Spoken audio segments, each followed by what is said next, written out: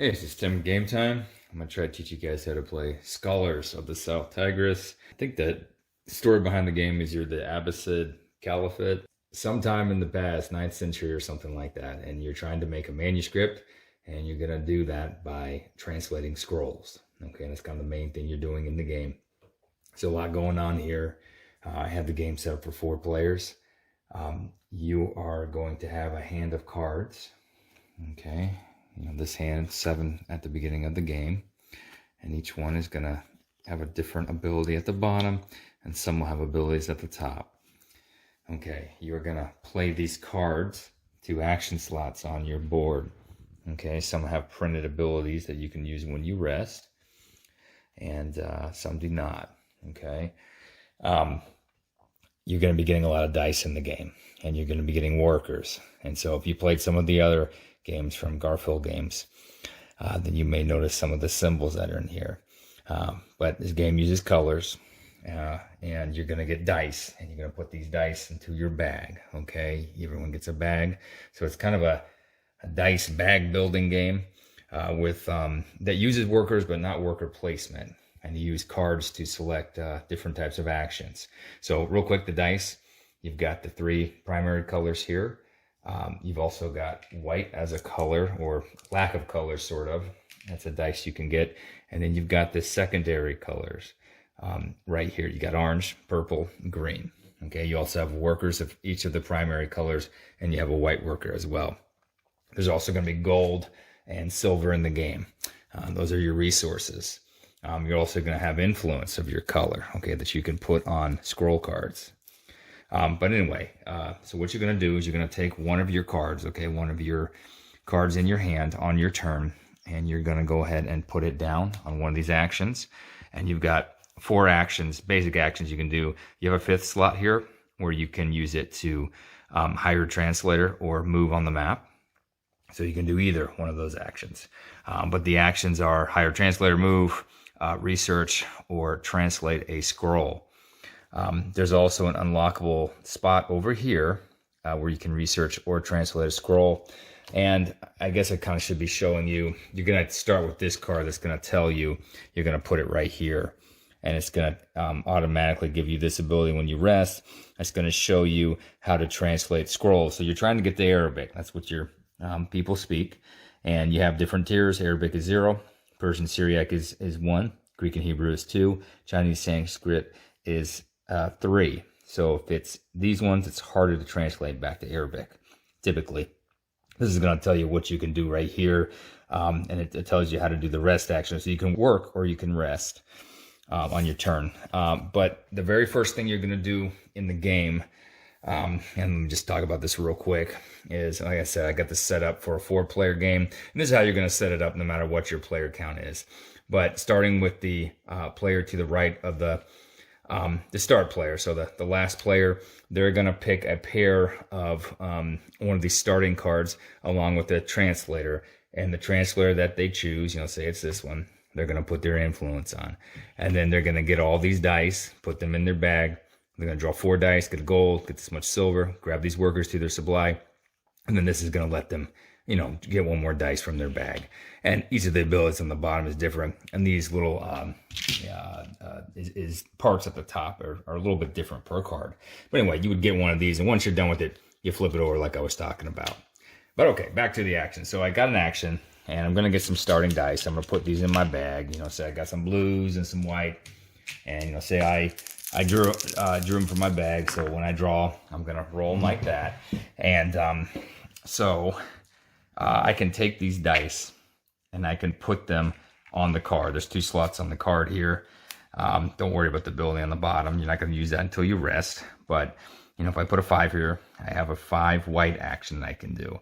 Now for moving, it's not really important about the color that I'm going to use. Some actions it is important to use a certain color on. In particular, researching and translating the scroll. But moving and hiring a translator are not that important for color at all. Moving, there is a advantage to moving, to having a color when you move. So you can put up to 2 dice, okay? And the rules are, if I have a blue, say I have a blue worker, or have a, let's say I have a yellow worker. Okay, if I can play up to 2 workers per dice, so I can buff this dice with 2 different types of workers. If I were to play a blue on a dice that's already that color, it makes the die of that same color a 6. Okay, so it's max value. You know, you're not going to show that on the dice, but you're going to realize that. If you play it on a dice that's not that color, you're going to turn it to that color. So this would turn it to blue, okay, which wouldn't really help me too much. So what I can do, if I play one that's not my color on a blue, you know, primary color, this is a primary color, I'm going to turn this into a yellow. So my action would be yellow 10. If I didn't do that, it would be a blue 10. If I did this, it would still be a blue 10. If I did this, it would be, remember this is a 6, it would be an 11 action, okay? If I did this, I would turn this dice to yellow, and this is still blue, and I would mix the 2 colors, okay? I would make a green action, a green 10. Okay, so let's say that's my action. Okay, let's go up to the move. Okay, so the move, I can move right here. I can do some different things when I move. I'm gonna choose, I'm red. Didn't know what color I was. Okay, so I'm gonna take my little guy and I'm gonna move clockwise. And I can move up to the amount that I have on my dice, the pips on my dice. So 1, 2, 3, 4, 5. Let's see, 6, 7.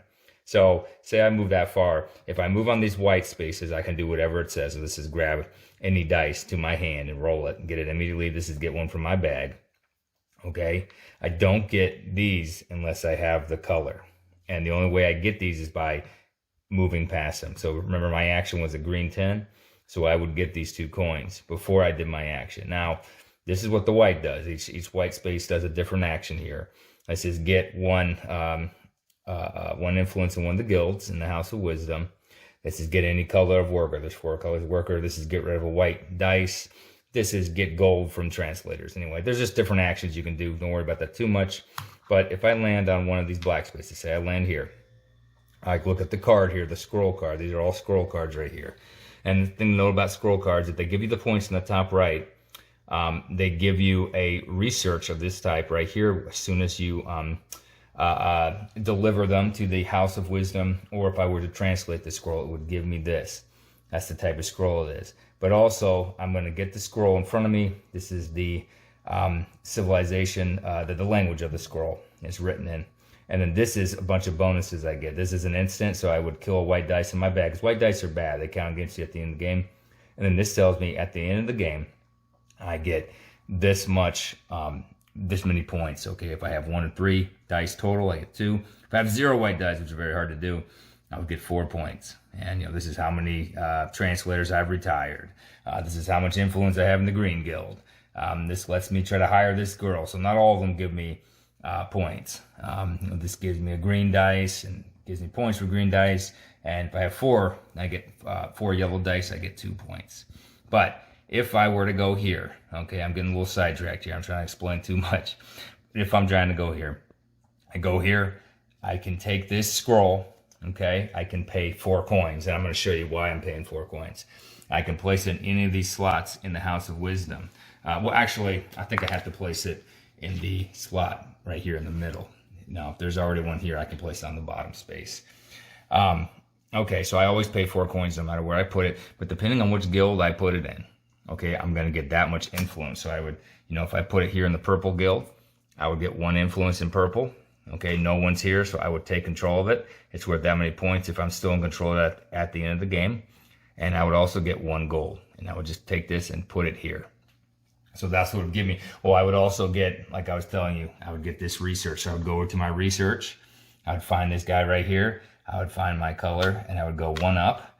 And because there's not a banner, a solid banner, I would instantly get this. So this would give me 1 silver in addition.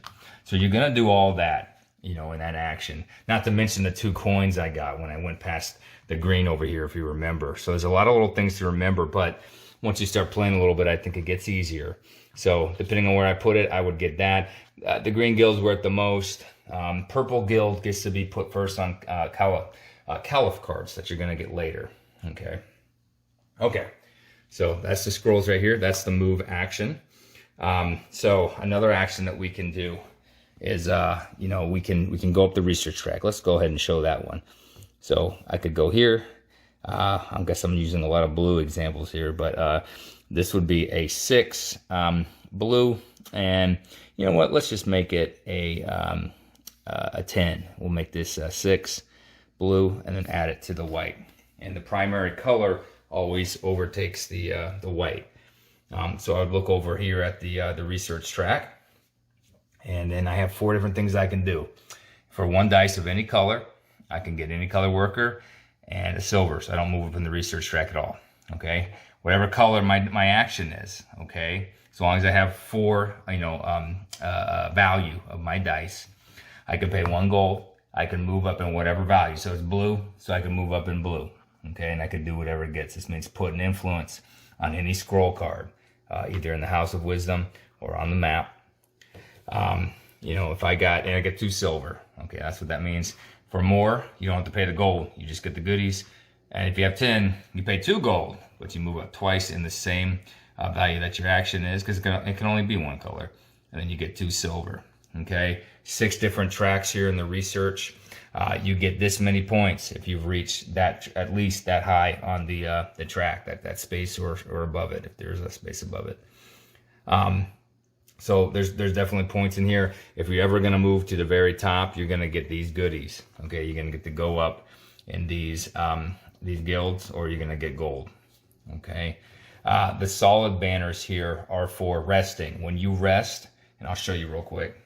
So when I rest, if I have this card here, okay, if I have this one out, and let's say I played, I don't know, this one, an earlier turn, I'm going to get all these abilities here. Okay, I'm going to get this one, which I would go up.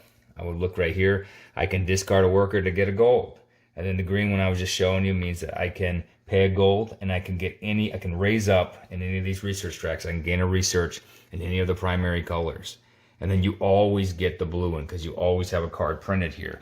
You're going to have this card here every game. Okay, so you're always going to get this. And the reason for that is if you go up here and look, I'm actually missing the purple. That's why you see this little guy here. But if you look right here, this means get 4 from your bag. So you're always going to get some dice back no matter what you do, and that's why that's always printed on that card. Okay, for every game. Okay, so we've talked about research. We've talked about moving. Let's go over it. Let's do hire a translator. This is probably the easiest action. So let's say I have a 5 white. I don't need a color really. White will suffice. So I'll just put that card there. Maybe I could do, I'll show you one of the other cards. Maybe I could do this one. This one would let me, anytime during my action, I can get 2 coins or 2 gold, or 1 gold rather. Okay, I would go up here, and this is the translators. There's 8 of them. Okay, at the top of the board, I can get these 2 if I have at least 1. These 2 if I have 3, 5, and 7. Okay, they all have different abilities. I can hire them though. I can take any of the translators as long as I got that die value. Let's say I take her. So I take her, and she can translate from Persian to Arabic. Okay, if I have hired her or retired her at the end of the game, she's worth 2 points. That's the ability that she will give one of my actions when I retire her. And I'll show you how to do that in just a second. I'm going to take her, I'm going to put her underneath. And in addition to doing my action, when I place the card and dice and everything, anytime I get to get rid of a white die. Okay, so that's what that means right there. And I can do that with any of the guys. If I'm going to I can even put 2 under the same action. I got to pay a white die or a coin for each guy that's already there. Okay. So you can also, let me show you this real quick. This right here is where you can put the translators. There's 10 slots. You start with 4 of them filled. Okay, so as long as there's an empty slot, I pay the coins in the top left, and I get the ability in the top right. Okay, so this is going to let me move up anywhere in the research track. This is going to let me get a dice, get rid of a white dice, add that dice blue to my hand. This is going to let me get 2 gold, etc. Okay, a bunch of abilities. So say I place her here. Okay. And now anyone can use her to translate. I flip her over to the dark side like the other ones. And I put my influence to let people know that it's my translator. I can use her for free. Other people have to pay me 1 gold. Silver coin. One of these bad boys. And then every time that anyone uses her, including me, they have to put 1 gold up here. Okay, so if I have a scroll, so say I'm trying to go over here and, that's not a good example. say this one was right here. It's Persian. I'm trying to translate it. I've used the translate action, which I haven't shown you, but I'm about to. I'm going to try to translate it. All I have to do, because I own her, okay, I don't own her, but I have hired her. She's under my service, I guess. But I can just pay her 1 gold. So I would take a gold in my supply, I'd put it above her, and that's it. I've translated this scroll. I then take this scroll and I put it right next to my player board. Okay, and I pretty much explained to you how to translate a scroll at this point as well. But that's how I use it.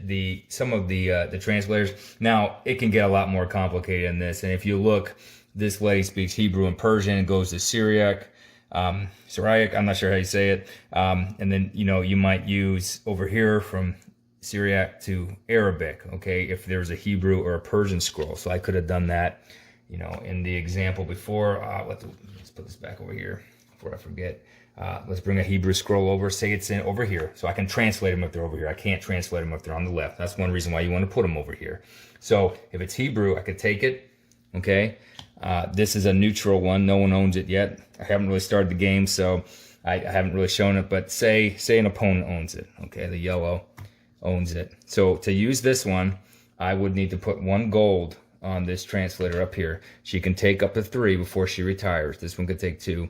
So I could take this Hebrew scroll, and I'm trying to get back to Arabic, remember. I can take it, and she translates it from this language to this language. So I use that one. I have to pay the yellow player 1 silver. I then go over here, and I look for the lady over here, and let's say, a different player owns that one. Let's say purple. Purple owns this lady right here. And I have to put a gold above her, and I have to pay purple 1 coin. And then I'm able to translate this back to Arabic, okay? So it can get much more complicated when someone goes, and I'm just going to take these off real quick, but when someone goes and translates a scroll, okay? And they're done. They put it, next to their player board. You always start with 1. They put it over here. They've done the action. They go ahead and move up here in that track right there.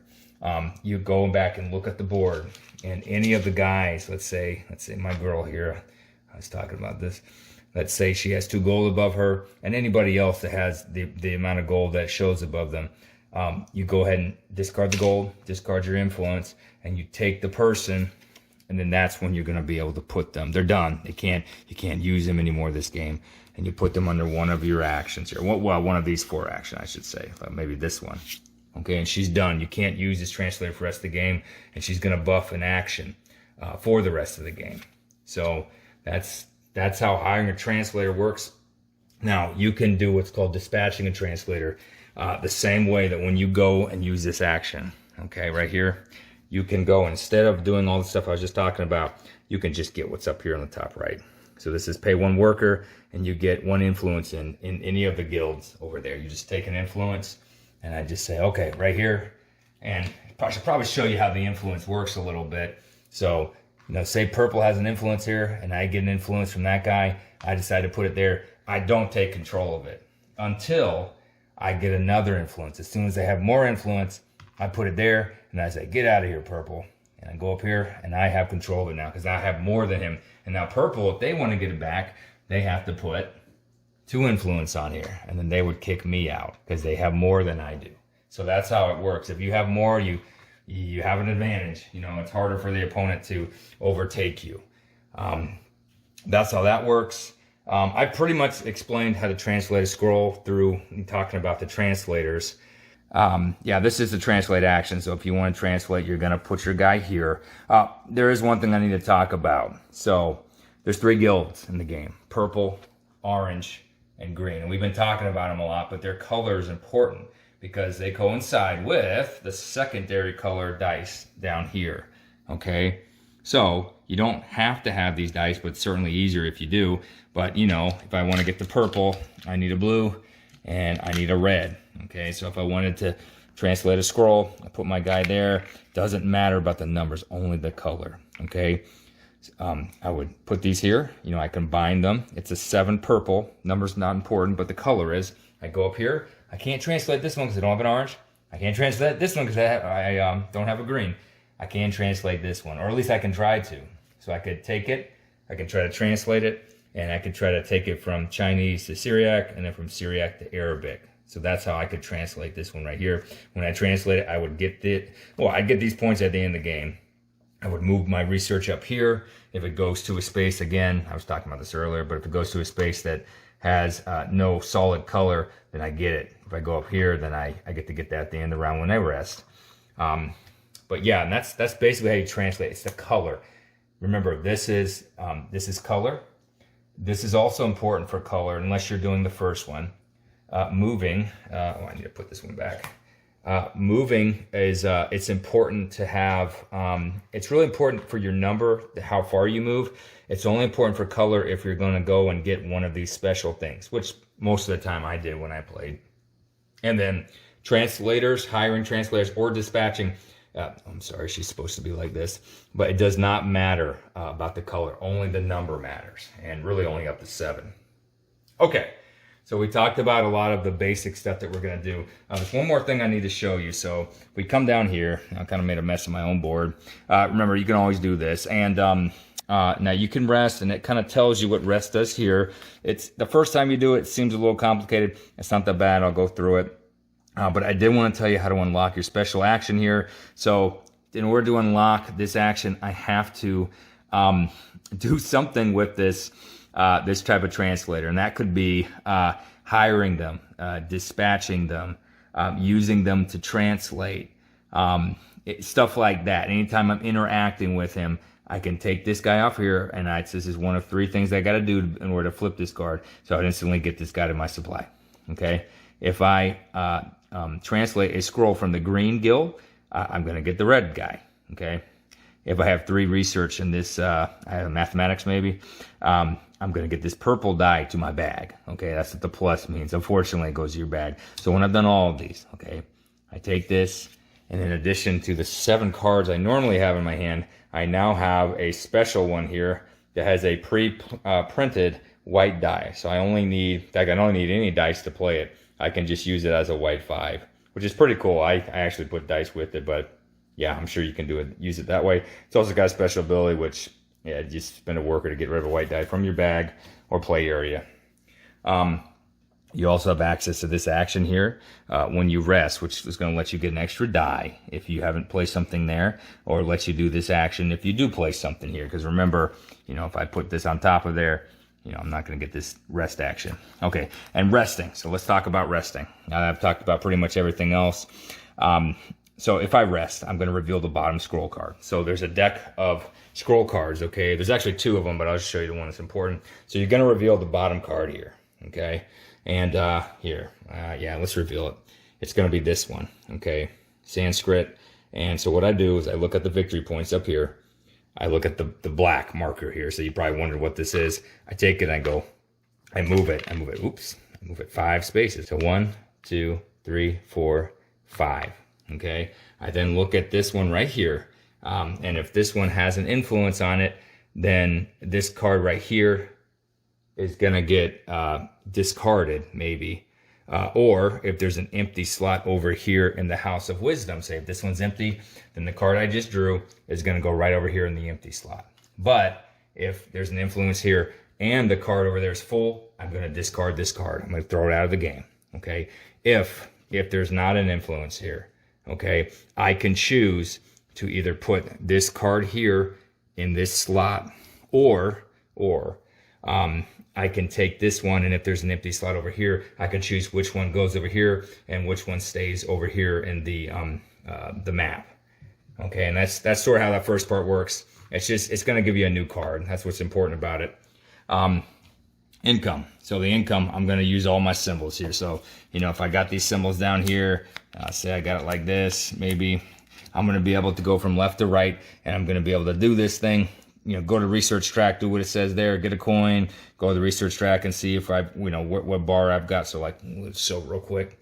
So if I'm up here, I go to the next lowest solid bar, and I'm going to get these things right here, 2 workers of any color. And I keep doing that for each one, not for each one that that I'm up on, but for each card I have that shows the hand here. Okay, I do the same thing for this one, purple, and I always do this one, and then I'd go over here and I'd do this one if I had this action unlocked. So you're going to do all that. And then after you do all of that, you're going to return all used dice, as in all dice that are on these cards here. You're going to have dice here. I'm going to take all these and I'm going to put them back in my bag. I'm going to shake up my bag, which I guess you don't have to immediately, but and then I'm going to return all action cards to my hand. So rest is a reset. It's a way to reset. It's a way to get a card out into on the board, a new scroll card. That's what you do when you rest. So what are you trying to do? There's 4 Caliph cards inside of here. 4 Caliph cards. And the way I have it set up, there's going to be 3 cards. And then for the Epic game, there's going to be 5 cards, and there's going to be a Caliph card.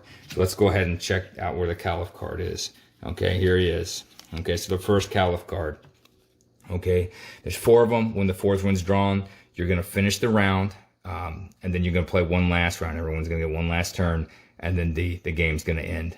Anyway, but when you draw a Caliph card, as soon as you do, if you draw it during a rest, you're not going to draw any more cards. If you draw it when you deliver a scroll from here to over here, you are going to draw another card from the deck. But either way, okay, let's say, let's put some influence out here, and this is why the influence in the guilds is important. Say it's like this, and say I've got one here. Let's do that. That looks good. And then say I've got one here, and then maybe blue's got one here. Okay, and blue's not doing too great here. Let's put one for blue there. Okay, say it's like that. So it doesn't matter whose turn it's on. This is drawn, and I'm sorry, this is drawn. You're gonna put it up here. There's always gonna be a 3 right here. There's always gonna be a 1, and then a different color secondary dice. And then the bottom is gonna be the same, except it's gonna have 2 different people. Okay, you go to the guild and you see who the owner of the guild is. Purple. Purple is gonna get to choose first, and they choose that. They're going to get 1 point at the end of the game, grab that purple dice. And then you look down here, red now has the most, so red is going to get this. Red also, because they lost, they didn't get to place one up there, they also are going to get this right here, which is a guy. That's what the thumbs down means. Okay, so over here, yellow is in control, so they take their guy. They choose this one, which means they can get 1 gold, or they can take a white dice, and they can take any of these guys. I'm sorry, not any of the guys, but the guy, either that guy, or the girl, I think it's that girl. And they can take them and they can retire them, so they can put them underneath their board for free. Other than getting a white dice through their bag, which is bad. Okay, and then blue down here would get a coin because they lost. Yellow still remains in control because they have more. And then lastly, red would get the place theirs at the top. And then blue, red would still be in control. And then red would, blue would get the gold right here. So you're going to do that 4 times, okay? And then there's a special ability you're going to get to do. Basically, you're going to put a gold on each basic guy. So real quick, there's starting guys here. They don't look like any of the guys up at the top, okay? If any of these are still out on the board, you're going to put 1 gold on them. So they're going to retire. They're about to retire because these guys are pretty good, okay? And then any of these that, say this was yours and you got them, and you have them underneath your board. Okay, you got them somewhere right there. Okay, let's say. Okay, anybody who's got that, they're gonna get a silver. That's what that means. And then if you draw the 3rd or 4th Caliph cards, you're gonna look to see if that girl is in the bottom here, in any of these rooms here. And if she's not, you're gonna put her for free in the leftmost. You're gonna take the top one up here, and you're gonna put her down in the left. Leftmost would be right here. Okay, if she is already down there, you go down the next one and the next one, but you only do 1 of these guys. And then if none of them are there, you put her there anyway. Same thing with that, but for different translators. But that's what you do. And then the way you're going to score the game up, okay, there's several things you're going to score for. You're going to score for the sum of their dice sum. So what you're going to do is you're going to take all your dice, okay? All the dice from your player board, say it's like this, okay? You're going to pick these up, okay? Put them right here if you got a dice in your supply. And then you've got a bunch of dice in your bag. You bring these dice out. It's probably going to look more like this. All these dice were in your bag, okay? And what you're going to do is you're going to subtract the white dice. I'm sorry, let me get these out of here. You're going to subtract the white dice from all the dice of primary or secondary colors, okay? And you're going to look at this. Oh, I'm -2. Okay, so I'm really bad. Okay, and the guy that has the lowest number, okay, well, your words are weird in it, but the guy who has the most, dice that are not white, okay, so you subtract these from them. I'm -2, so I'd probably be at the bottom. But anyway, you take your disc, and the guy who has the most white dice is going to go at the bottom. The guy at the second, the guy at the third, third and then second, and the guy with the most, colored dice, is going to go at the top, the fewest white dice. So that's how that works, the dice sum. Okay, that's what that's trying to show you right there. Okay, that's the first thing you're going to do. The second thing you're going to do is you are going to look. You're going to look at the VP on retired translators on their player board. So any of these translators that you got that are, like I said, underneath your board, like so, okay, are going to give you their points to you just automatically. They are. And then you're going to get VPs from any guilds you control, plus any VP influence from the top or middle spots of the Caliph cards. So you're going to look at the Caliph cards, and who's ever in the top 2 spaces get that many points for each card. The other 3 are in the deck. I don't have them out here. And then you're going to look at the guilds, and you get this many points if you own the guild. 1, 2, or 3 points. And then what you're going to score most of your points for, you're going to get quite a few points for the research track. So if you're at the very top, you get 5 points for every research track that you're on at the top. And then if you're on the second, 6th space here, third, 5th, and then right here, there's a 2 and a 1 if you're on the 3 or the 1 space. And then most of your victory points you're going to get from scrolls. So, say you got some scrolls down here. Gosh, I don't even know. Oh, I know what these are for. Say these are your scrolls. You're going to get these points right here. And then your basic scroll is always going to give you 2 for every, 2 coins is going to give you 1 gold. And then 2 gold is going to give you 1 point. If you have a bunch of white dice, it's -3 points. And then like this one's going to give you, if you have 4 red dice at the end of the game, you get 2 points. It gave you an orange dice. For every orange dice, you get 1 point. And then this is for scrolls that you translate. You get this many points for these types.